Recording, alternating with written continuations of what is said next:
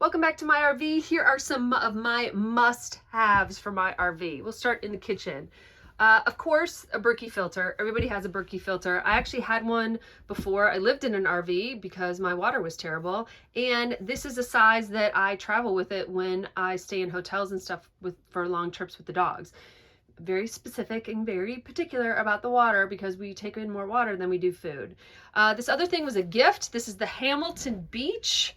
I'm not even, getting any Amazon kickbacks for this. Anyway, a friend of mine bought this for me. It's it broils, it bakes, it toasts, it air fries, and I don't even know how I lived without it. Another one for me right next to it is my kettle.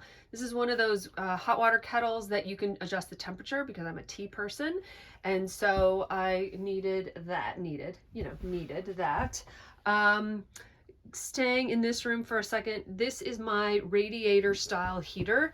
And at first when it goes on, you're like, is this even on? But this thing has cut down the amount of times my furnace needs to go on, and therefore is saving me on propane. When that is not there in the other times of the year when I don't need, hi Indy, thanks for making a photo bomb.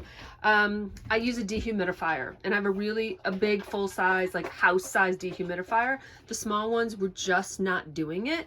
And so I opted for a dehumidifier because the humidity in any warm month or when it's raining is really ridiculous. Another one of my must-haves, this filter. You can hear it, it's not very loud. It's called a True Air. I always think that RV bathrooms smell weird.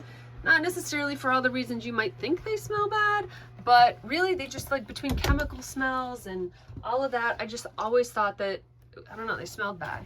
The other thing I bought that I don't know, is a must-have for me is a good night's sleep.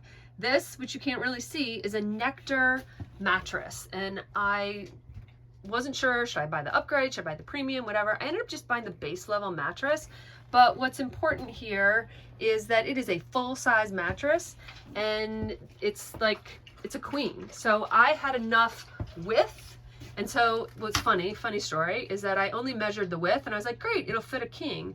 But queen rather, sorry, but what ends up happening is the queen is too long. So you will see that there's very little space between the wall and where the queen ends. So I basically get in and out of my bed like this, but it's RV living, that's not a problem. It's also a very deep mattress, so some sheets are having trouble stretching to that. But it's super comfy, we get a good night's sleep, the dogs and I fit all in there. And so that was my must-have because, hello, must have a good night's sleep when you are on the road. Hope that inspires you.